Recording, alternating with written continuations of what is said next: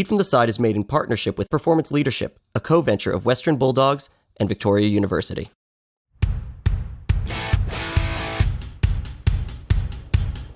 Hi, I'm Spencer Casimir, and this is Lead from the Side.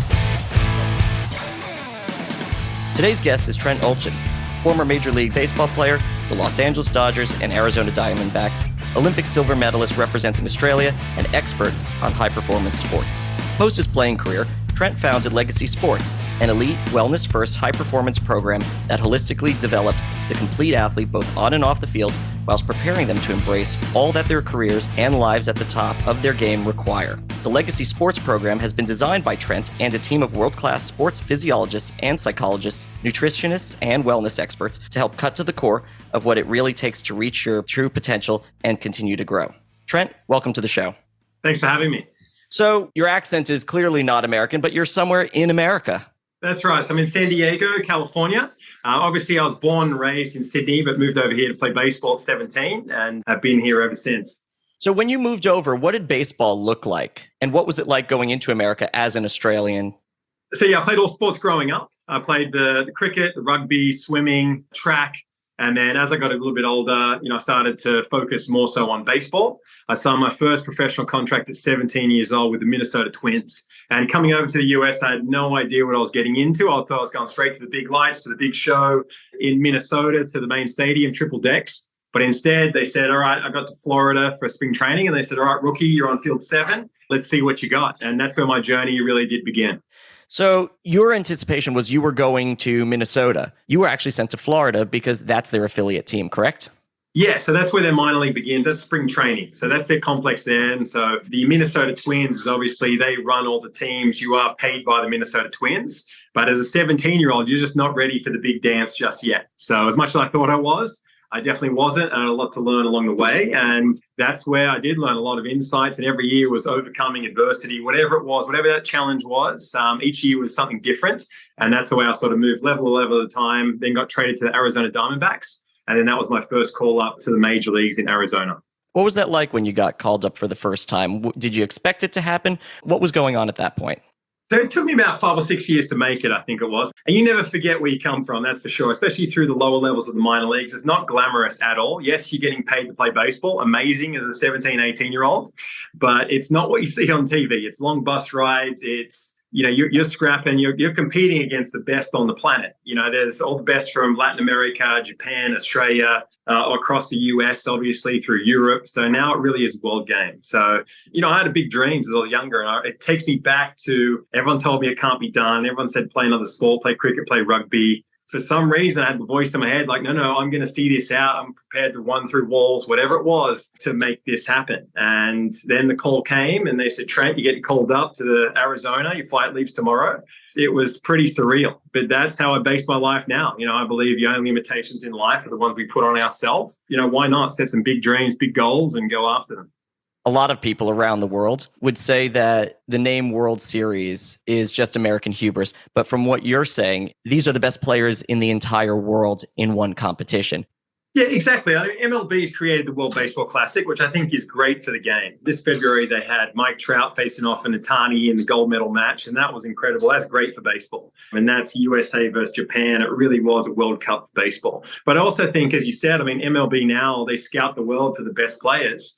So it really is a World Series because each team, as much as the viewer might not know it, you do have 4, 5, 6 countries on each roster. I think it really is a world game now, and that's especially these kids who work with in Australia, when we bring them over here to California, like this is what's ahead of you, to see what it's like at the pinnacle and how they close the gap and how you go all in on whatever you want to do. So that's what I'm trying to lead the charge and mentor. I had amazing people around me. I'm very lucky. And so now I feel like it's time to pass the torch onto the next generation as well.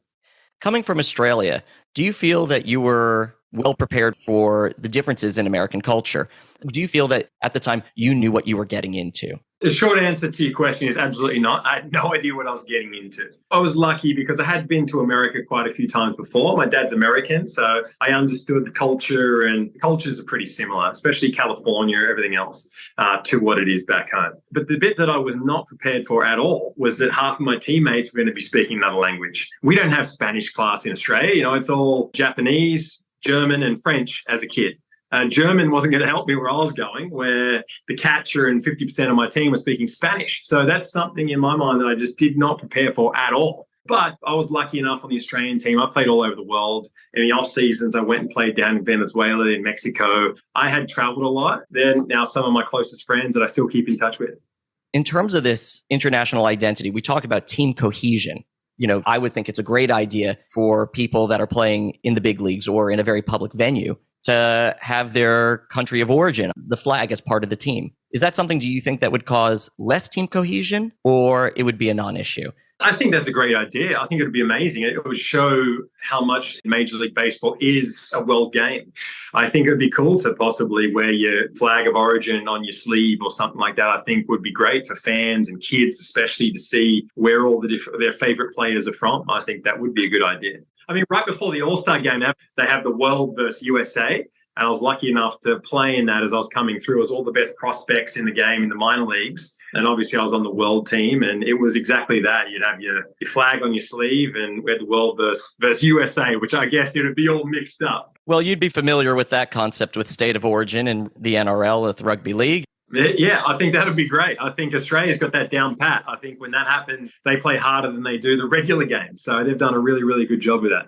So one thing I want to go back to is your pathway in. What is the biggest difference going into the minors straight away as opposed to taking the NCAA college route for baseball? It's a funny question because both my parents are actually school teachers, and I had a scholarship to go to Arkansas, and we joke about this all the time. This is actually one of the foundations behind everything that I do now, because I just had no idea the magnitude of college sports over here in the US. And if I had seen it firsthand, my decision would have been very different. I signed for $57,000. I signed for the ink would dry, which in the big scheme of things is no money at all, compared to a scholarship that I was getting paid to get a degree and everything else at a huge program, which would have looked after me arguably a lot better than those lower levels of minor league program. Again, it all worked out. But now, as I'm advising kids and families and everything else, my first thing is go to college, get a degree. You're going to progress a lot faster. You're going to be looked after. And then when you're good enough, you can get drafted still in year 3, year 4 to then go into the pro system. And by then you're ready. You're used to living abroad. It's tough being an Aussie. You leave your friends and family behind. A lot of the time you're doing it alone. There's lonely nights in hotel rooms and everything else. But obviously it's a lot easier when you have a support crew around you, and you've got to keep on pursuing towards what you want to do. Want to develop your leadership potential this October?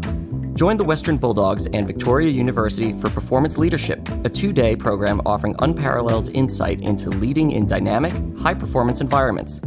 Places for the October 5th and 6th intake are limited, so prospective attendees are encouraged to visit education.westernbulldogs.com.au to register interest today.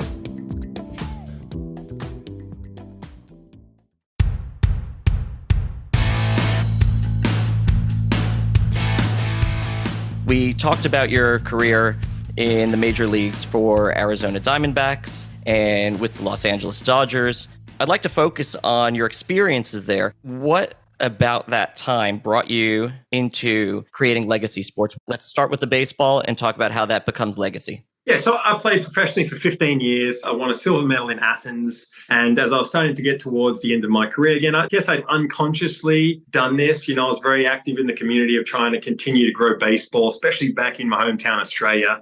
I would always go back whenever I could to play and promote the ABL, Australian Baseball League. I was always active in the community. I always do camps and different things as I was coming back home. And then as it got towards the end of my career, I guess it just formed into what legacy is now. Of, like I said before, I had amazing mentors around me. I'd been where these kids dream to be, whether it be playing college, playing professionally, or representing the country one day. And I just wanted to, all the pitfalls, everything else that I'd had to navigate through, I wanted to try to be a sounding board and a mentor for these kids coming through. And I believe, like you just said, I didn't want to tell these kids what I used to do. I wanted to show them. I wanted to be in the trench with them. And I'm still an athlete. I call myself as well. I'm now into the endurance realm because I want to show these kids as I talk to them. I want to be active and pushing myself to new levels as I'm asking these kids to do the same thing as well. What are you doing in the endurance space? Sort of during the COVID time, I was navigating through what's going to be next for me. I'd been an athlete my whole life, and I decided to go for a 5 kilometer run one afternoon, and I made maybe 2 or 3 Ks. And I sat at the top of this hill like, come on, Trent, you're better than this. You know what I mean? You just played in the major leagues. You played professionally for 15 years. Let's go.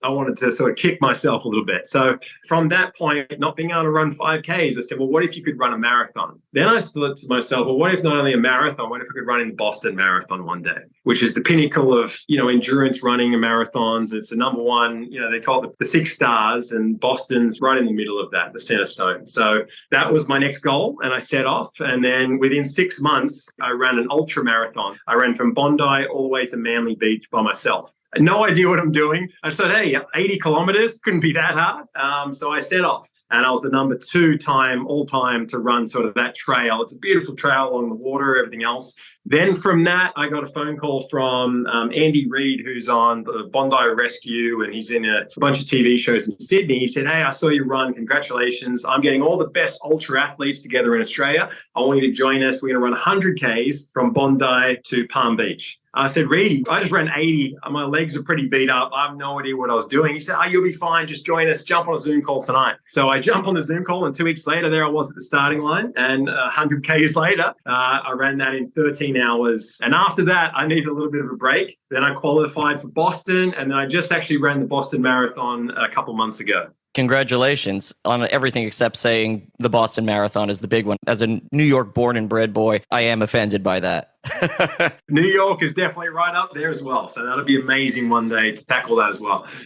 But let's talk about being solo and alone in the U.S. and then finally going up to the Diamondbacks. You had acclimated to the precarity of the situation because you'd been in it for, you said, 6 years?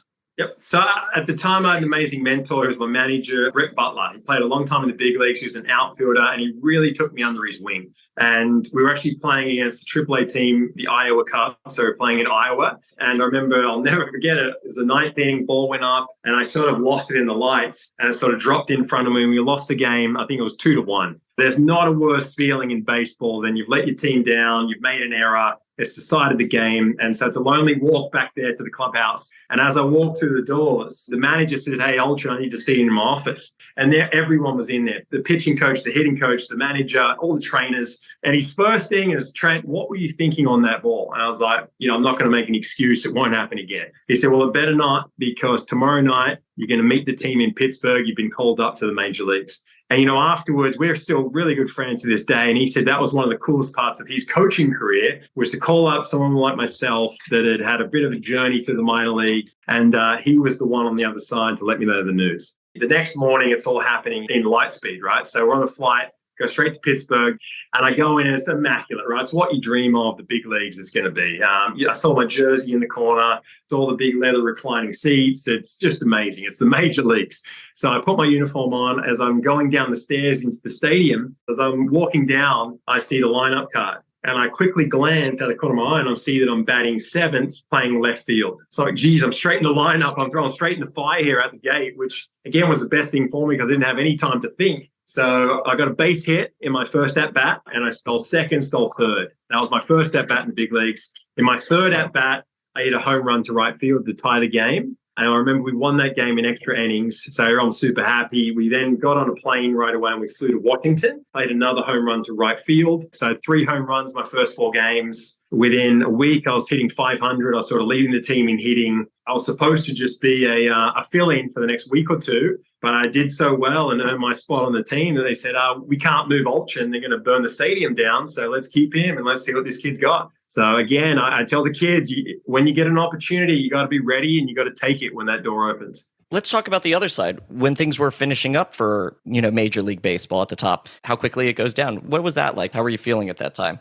I think a lot of people struggle with that. The transition of what's next, I think, is a hard thing that a lot of athletes, especially at the top, that they deal with. My thing was just about having no regrets. I want to leave it all on the table and just empty the tank and give it everything I've got. And I really believe that I did that. Every day, I speak to some of my teammates and friends now, and I really wish that, like you, I stayed a little bit longer, or I got to the field earlier. I don't have that feeling because I know that I did do that. And so that's sort of what I tell the kids now is wherever your career takes you, as long as you get to the end of that, and when you hang your hat up or your cleats, whatever it is, you can leave with no regrets and know that you gave it everything you've got. So that's where I was very proud of my career, and it's easy for me to now move into the next phase of my life, which again, it's about passing the torch to these next kids coming through.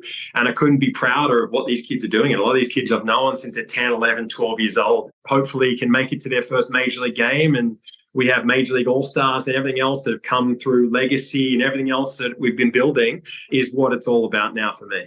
So legacy seems pretty innovative, doing things on both the physiological and psychological side of things. How does that look in terms of leading athletes and teaching them to become leaders as well? It sort of stemmed from, I guess, when I was 21 years old, when I was in Athens at the Olympics. I had a sports psychologist that worked with a couple of different teams, and he shared things with me that really did propel my career moving forward. And it was so simple, but yet I'd never heard it in that language before. So I know how mental the game of baseball is, and all sports, honestly. At the top, it's the mindset that separates the best of the best. And I was just really intrigued by that. And I've constantly, I still even want to learn and want to better myself. And as I'm learning all these different insights and different things throughout my entire career, I now feel I have a lot that I can share with that younger crew coming through. And a lot of that is leadership. It's about doing things right. It's about asking more from yourself than you would anyone else. So many things there. And it's not only about being the best baseball player you can be. It's about being the best person, the best son, the best father, whatever it is that these kids want to do. Whether one day they want to run a business, there's a way to do things. And that's not only on the baseball field, because I believe how you do one thing is how you do everything. Inevitably, these kids have to receive a tough conversation, and you've been through a few as well. How do you teach them to handle those situations? How do you approach it, and what do you recommend to them for how to receive it? Every personality is different, right? And part of this game is sort of figuring out what works best for each kid and family. You do have to be honest, and you have to get to the truth of how do you get better. And that's what we train the kids a lot is what lens do you look at adversity? When I was 16 years old, I was told I'd never throw again. Because at the time, the surgery that I needed, I'd hurt my elbow and it was constantly sore. And in our country, in Australia, they just don't do the surgery. They might do it twice a year. Their surgeon in Sydney said, hey, you're a great athlete, play another sport. I was absolutely gutted. And luckily, I had parents that supported me and said, hey, Trent, we're going to get you fixed up. So I flew to the States, I flew to America, and they got it fixed up. And a year from that date, I signed my first professional contract. So adversity is built into this game of baseball. And that's what I tell the kids is, hey, it's a lens that you look at it. What's the silver lining here? One of the worst blows I could have been given was actually the best thing because I never missed any time when I was a pro. I got the surgery done so young that my arm was fine and I got it out of the way. A lot of guys, they get it done in their prime and then that's a year or two you miss and you might not get that spot back. Especially off the back of COVID, everything else, getting going. And it was the perfect time to launch and just everything we were doing on the mental side, how to just be the best versions of themselves. What techniques do you use when you have to have a tough chat, whether it's part of the staff or somebody who has joined? Yep. What do you do when you have to have that chat with somebody? It's always a tough one. But you know what? Deep down, a lot of these kids, a lot of these people know that they can be doing more. They know that maybe they've been cutting corners. They know what's coming. And I think that comes from building rapport, building trust. We're all like a big family is what we've tried to create. And it really is a team of the best in their industry.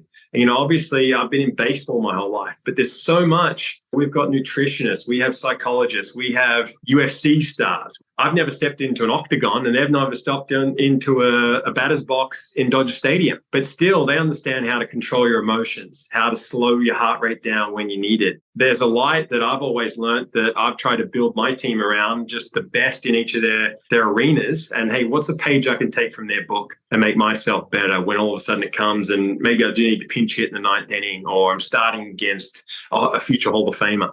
You said the kids that you work with already know that they're doing the wrong thing. Let's just say that they're cutting corners and whatnot. When you're chatting with staff, which are leading kids, is it similar or is it different? Because you have a very unique position where you're leading leaders to build up the next generation. You have to be an example. You can't ask someone to do something you're already not doing yourself. I just found as I started to share my journey, I think when I opened that gate, things really opened up and changed, and amazing people reached out to say, hey, I'm sort of struggling. I'm going through this. Like, what do you think? What are some insights that maybe you've learned that you can share with me that can help me? And these are adults. It's harder, obviously, if you have more programming. It's harder to reframe and harder to rewire. But of course, there's a way. If you're passionate and you want to change enough and you believe that that's part of what you want to do, then absolutely you can do it. It's just harder the older we get, obviously. There's a deeper programming. But we've had great results with parents as well as the whole families. I mean, with these kids, it's their support group, which is also mentoring the families around them as well. I want to take this in a direction where we really haven't gone in the show previously based on your experience, and that's men's mental health. What did you do to stay sane? And what did you also do to build up your community, and what does that look like now? I mean, it's hard at 17 to leave your friends and family behind. You think you're ready, but you're never ready for it, right? It really does make you appreciate what the people around you have done for you. So especially mum and dad at that age, right? You want to be on your own 2 feet. And then all of a sudden when you're given it, like, here you go, here's the keys. It's your time now. So I think it's a transition that all the kids, everyone, when they're making that jump, they're either going through professional sports or they're stepping into their college scholarship or whatever it is that they're doing. If they're an athlete, I think there is a transitional period there. But I believe if you do have a goal and if you have a dream that you're chasing after, you never look back. Yeah, you'll go through the ups and downs. You will miss home, but you know that there's a time, hey, I'll be back in 6-7 months. I'm on a mission. I've got blinders on. And honestly, man, I was obsessed at a young age. I really was. And I believe you need that to get to the top. Of course, there's different opinions on that because it's going to be hard. Of course it is. There's going to be adversity. There's going to be challenges. But if you want something bad enough, you'll find a way. I think I was so driven towards a goal that's how at the beginning being away was an easy jump for me. So with that said, if you were able to have any good leadership advice that you wish you knew sooner, what would it be? I think there's a lot of great things there. I think number one is you have to be in control of your emotions before you can control your performance. And it takes a long time to master that. To be the best on the planet as a hitter, you're going to fail 70% of the time. A lot of professions, you don't get that leeway. But it teaches a lot about how to control your emotions, how to take a breath, how to be present. I think that's the biggest thing if I could pass on to somebody else. And I wish I knew that at a young age, is to stay the course. Well said. On that note, you can follow Trent and Legacy Sport on Instagram and many other social platforms at Trent Oeltjen Official and Legacy Sport. Trent, thank you for being on the show. It's been an absolute pleasure. Spencer, thank you. Thanks for listening today, and thanks to our sponsors. More information about the show and our guests can be found in the show notes. You can follow the show on Twitter or LinkedIn at Lead From The Side, or myself on Twitter or LinkedIn at BallsOutPhD. If you want to contribute to the show, send us an email at leadfromtheside@gmail.com. We look forward to hearing from you. See you next time, and remember to lead from the side.